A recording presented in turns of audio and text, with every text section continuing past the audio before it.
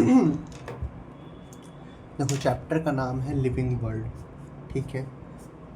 How wonderful is the living world, the wide range of living type is amazing, the extraordinary habitat in which we found living organism, be it called mountains, deciduous forest, ocean, freshwater lakes, desert or hot spring, leave us speechless. The beauty of an galloping horse, of the migrating bird, the valley of flowers, or attacking shark evokes away and deep sense of wonder. The ecological conflict and cooperation among member of population and among population of a community, or even the molecule traffic inside a cell makes us deeply reflect on what is indeed is life. This question has two impact question within it. The first is a technical one and six answer to what living is as opposed to the non-living thing, and the second is the philosophical one and six answer to what the purpose of life is. As a scientist, we shall not attempt answering the second question. We will try to reflect on what is living. ठीक है, तो ये था अभी तक का trailer. देखो, जब भी हम when we try to define living, we conventionally looking for the distinctive characteristic exhibited by the living organism. तो जब हम डिफाइन करते हैं लिविंग को, तब हम उसका कुछ डिस्टिंक्टिव कैरेक्टरिस्टिक्स को देखते हैं, जैसे कि ग्रोथ हो गया, रिप्रोडक्शन हो गया, एबिलिटी टू सेंस इन्वायरमेंट। ठीक है, ग्रोथ हो गया, रिप्रोडक्शन हो गया, एबिलिटी टू सेंस इन्वायरमेंट हो गया, and mount a suitable response come to our mind immediately as a unique feature of living organism। ये सब हमारे माइंड में आता है जब हम लिविंग ऑर्गेनिज्म के बारे में सोचते हैं। तो ठीक है, one can add a few more feature like metabolism. इसमें हम मेटाबॉलिज्म को जोड़ सकते हैं। एबिलिटी टू सेल्फ रेप्लिकेट, जो जिसके पास एबिलिटी हो सेल्फ रेप्लिकेट करने के लिए, उसको हम जोड़ सकते हैं। Self organise, interact and emerge to this list. ठीक है, ability to self replicate, metabolism, self organise, interact, ये सब इसमें आता है। Let us try to understand each of these. ठीक है, सबको पढ़ाई करना स्टार्ट करते हैं। देखो, ऑल लिविंग ऑर्गेनिज्म, जितना भी लिविंग ऑर्गेनिज्म है सभी ग्रो करता है। वो नंबर में वो इंक्रीज करता है मास में और इंक्रीज करता है नंबर में। समझो बात को, अगर कोई छोटा सा इंडिविजुअल ऑर्गेनिज्म है, यूनिसेलुलर है, तो वो अपना नंबर को भी बढ़ाएगा, और नंबर जब बढ़ेगा तो उसका मास भी बढ़ जाएगा। तो ये क्या है? ये ट्विन कैरेक्टरिस्टिक्स है लिविंग ग्रोथ का। ये ट्विन कैरेक्टरिस्टिक्स है, मतलब जुड़वा कैरेक्टरिस्टिक्स है। जैसे मानो सेल का नंबर बढ़ गया, तो नंबर बढ़ गया तो अचानक से मास भी बढ़ गया ना। तो ये आपस में क्या है? मास बढ़ाना या नंबर बढ़ाना एक प्रकार का ग्रोथ ही है। ठीक है, ये मल्टी सेलुलर ऑर्गेनिज्म,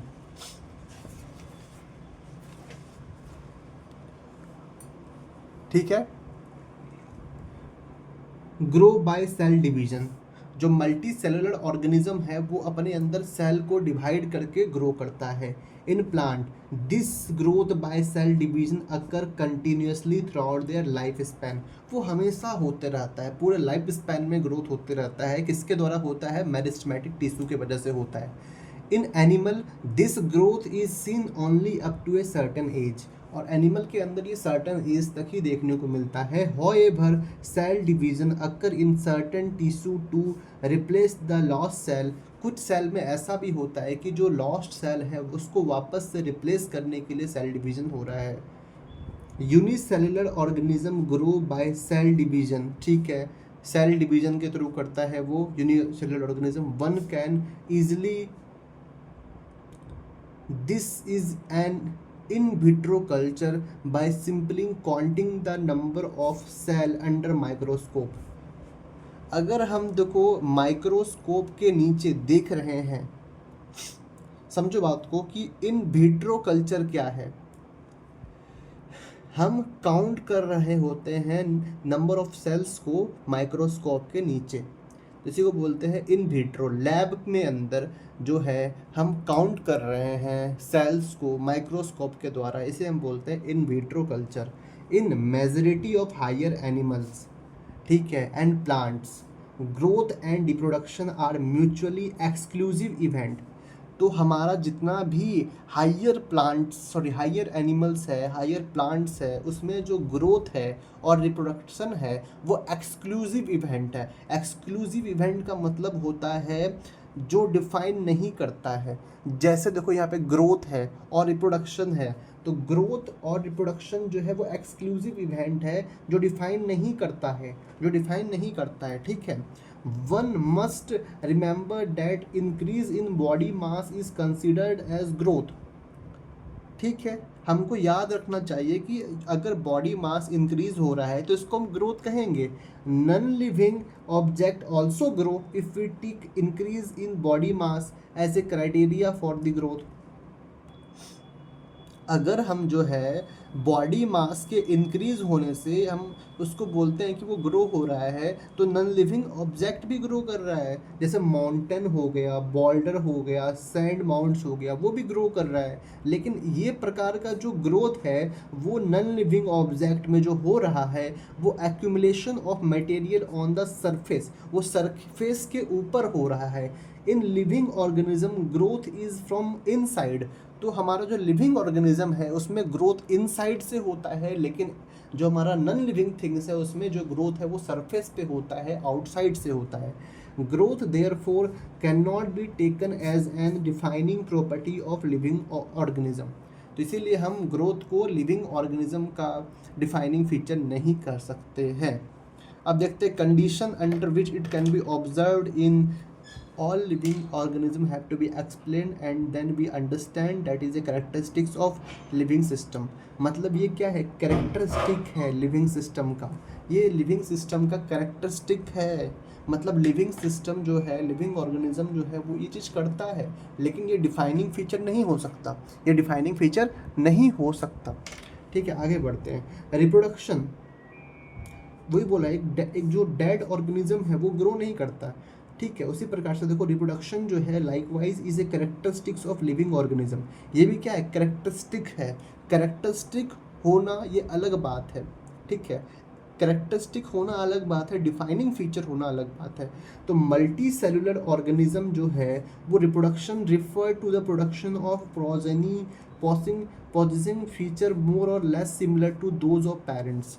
देखो मल्टी सेलुलर ऑर्गेनिज्म में जो रिप्रोडक्शन होता है हम उसको रिफ़र करते हैं कि कोई प्रोजेनी जो है वो बन रहा है जिसमें कि जो फीचर है वो मोर और लेस सिमिलर टू द उसके पेरेंट्स से है।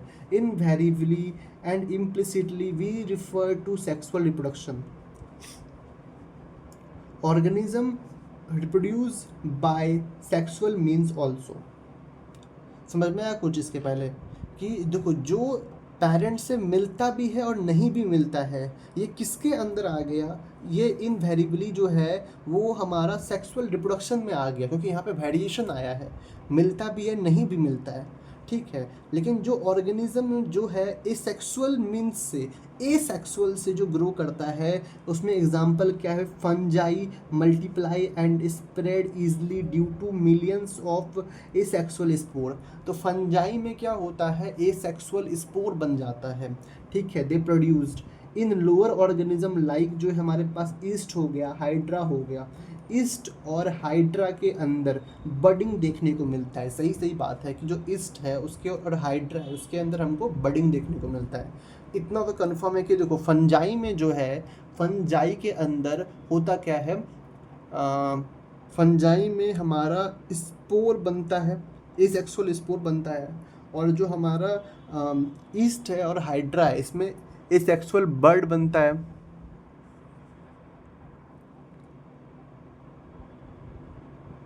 एसेक्सुअल बर्ड्स बनता है, ठीक है। और जो हमारा प्लानेरिया है जिसे हम फ्लैट वॉर्म कहते हैं, जो प्लानेरिया है वो फ्लैट वॉर्म का एग्जाम्पल है। वी ऑब्जर्व, इसमें क्या होता है, ट्रू रीजनरेशन होता है। तो प्लानेरिया में ट्रू रीजनरेशन होगा। A fragmented organism regenerate the lost part of its body and become a new organism. एक बॉडी पार्ट को हम कट कर दिए, वो वापस से रीजनरेट कर गया, इसी को क्या कह दिए हम, रीजनरेशन कह दिए। Fungi, filamentous algae and protonema of mosses all easily multiplied by fragmentation. ये देखो, ये बहुत इंपॉर्टेंट बात लिखा हुआ है, देखो यहाँ पे समझा रहे हैं। देखो यहाँ पे क्या लिखा है, ग्रोथ, रिप्रोडक्शन, ये कैरेक्टरिस्टिक्स है लेकिन ये डिफाइनिंग नहीं है, ठीक है। जो फंजी है ये मल्टीपल फ्यूजन करके स्पोर बनाता है, जो ईस्ट हाइड्रा है वो बडिंग करता है, जो प्लानेरिया है फ्लैटवॉर्म ये रीजनरेशन करता है। जो फंजी है, फंजी जो है, fungi, filamentous algae and protonema of mosses, ये तीनों का तीनों फ्रेगमेंटेशन करता है, ये तीनों का तीनों क्या करता है, फ्रेगमेंटेशन करता है। Fungi, protonema of mosses and filamentous algae, fungi, filamentous algae and protonema of mosses, fungi, filamentous algae and protonema of mosses जो है ये तीनों मिलके फ्रेगमेंटेशन करता है। When it comes to unicellular organism like bacteria, unicellular algae और amoeba, reproduction is synonymous with growth, कि जो रिप्रोडक्शन हो रहा है वो ग्रोथ के साथ साथ हो रहा है। अगर यूनिसेलुलर के अंदर बात करें तो वो अगर डिवाइड कर रहा है तो वो डिवाइड करके दो बना रहा है, तो इसका रिप्रोडक्शन भी हो गया, ग्रोथ भी हो गया। Increase in number of cell, ठीक है, we have already defined growth as an equivalent to increase in cell number. हम बात कर चुके हैं कि सेल नंबर और सेल मास के इक्विवेलेंट होता है। Hence we notice that in single cell organism, हम नोटिस कर चुके हैं कि एक सिंगल सेल ऑर्गेनिज्म में we are not very clear about the usages of this two term. We notice that in single cell organism we are not very clear about the usages of two this term, ठीक है। Growth and reproduction दोनों क्या है, आपस में मिलता जुलता है। Further there are many organism which do not reproduce, जैसे क्या है, म्यूल्स स्टराइल, म्यूल्स होता है, स्टराइल हनी भी होता है, इनफर्टाइल ह्यूमन कपल है, ये सब जो है वो रिप्रोड्यूस नहीं कर पाते। Hence reproduction also can not be an inclusive defining characteristics of living organism. Of course, no non-living object is capable of reproduction or replicating by itself, ठीक है, यहाँ तक क्लियर है। Another characteristics of the life is metabolism.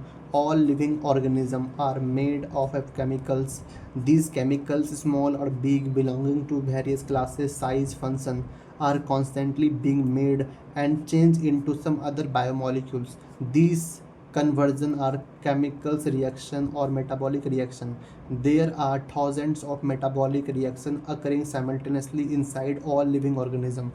मतलब ये कहना चाहता है कि जो अनदर करेक्टरिस्टिक्स है वो लाइफ का, वो मेटाबॉलिज्म है।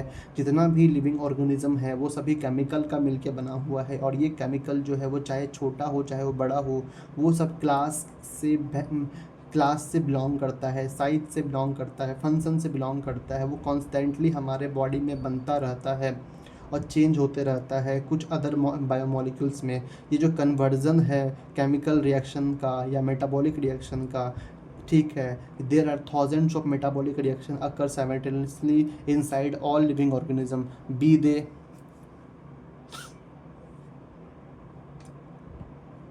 यहाँ पे एक बात और हम दिखाना चाहते हैं, यूनिसेलुलर में जो रिप्रोडक्शन है वो ग्रोथ के इक्विवेलेंट है, ठीक है। आगे बढ़ते हैं।